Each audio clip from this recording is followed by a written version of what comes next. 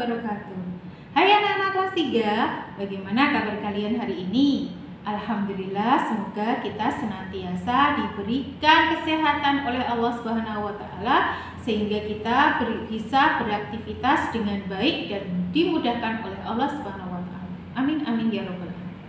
Hari ini kita akan belajar kembali di pelajaran Al-Islam di pembelajaran yang kedua di buku PPD jilid yang ke-7. Materi kita pada pagi hari ini masih tentang perilaku terpuji bagian yang kedua. Tentang apa saja? Tentang teliti, hemat, dan mandiri.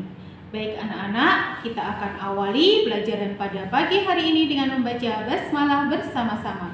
Bismillahirrahmanirrahim. Teliti. Teliti itu artinya apa? Artinya cermat, seksama, atau berhati-hati dalam mengerjakan sesuatu. Orang yang bersifat teliti ini dia selalu sabar, tidak terburu-buru atau tergesa-gesa dalam mengerjakan sesuatu.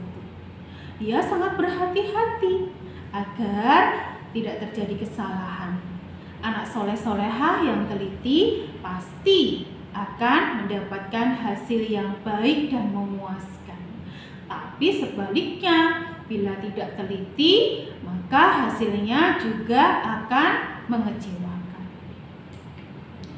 Oleh karena itu, kita harus selalu teliti baik dalam perkataan ataupun perbuatan, sehingga tidak merugikan atau mencelakakan diri sendiri dan orang lain.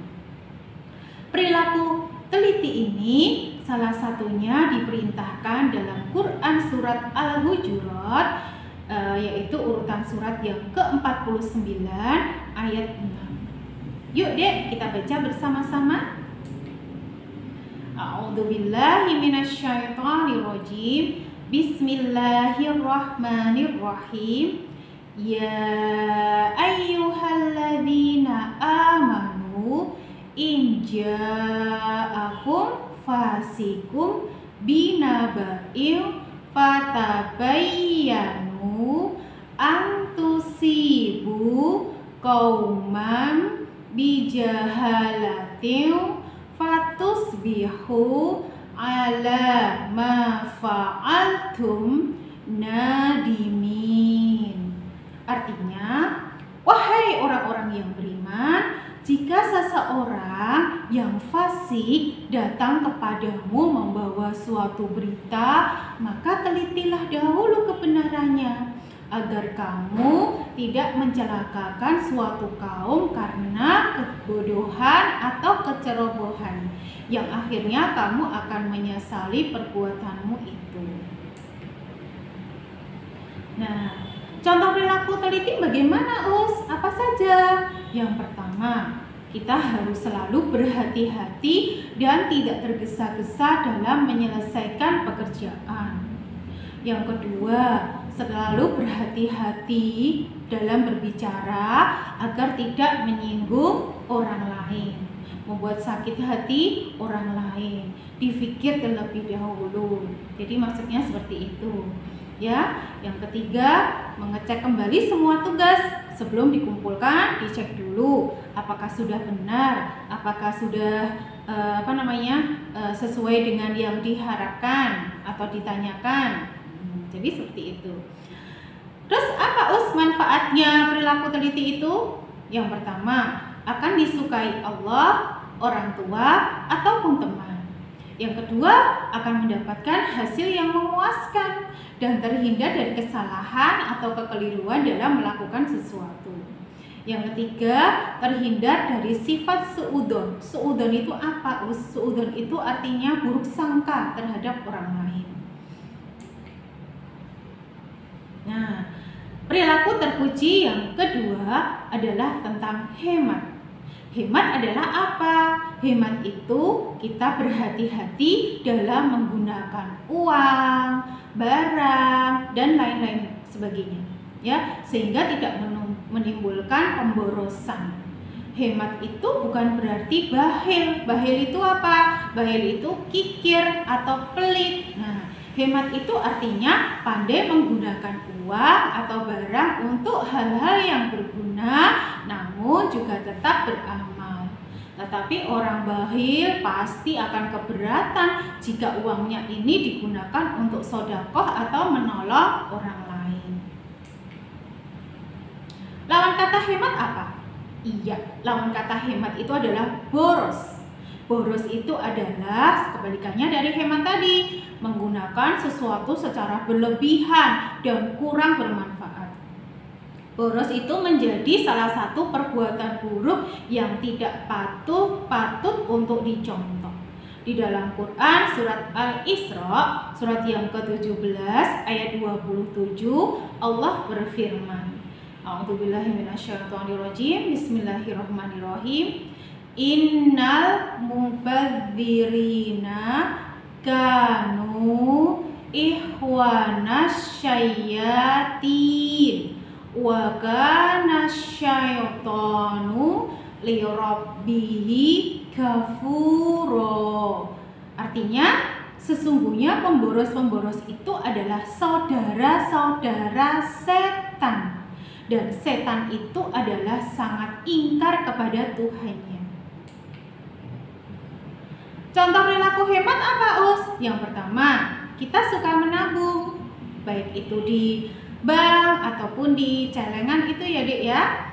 Nah, terus yang kedua, membeli barang yang dibutuhkan saja. Kalau misalnya masih baik, ngapain tidak membuang-buang uang ya? Sebaiknya tetap digunakan selagi masih bisa kita gunakan.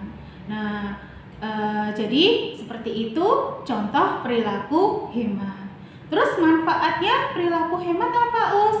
Menjadi lebih rajin menabung, terhindar dari perilaku yang boros, bisa memenuhi kebutuhan sehari-hari karena kita bisa memanfaatkan sesuatu dengan sebaik-baiknya. Nah, terus memiliki bekal untuk masa depan. Kita juga bisa bersedekah atau membantu orang yang membutuhkan.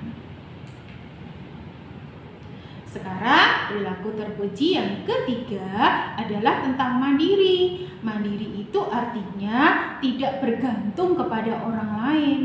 Iya benar, Dek, manusia itu adalah makhluk sosial. Manusia itu memang tidak bisa hidup sendirian. Manusia itu pasti akan membutuhkan orang lain.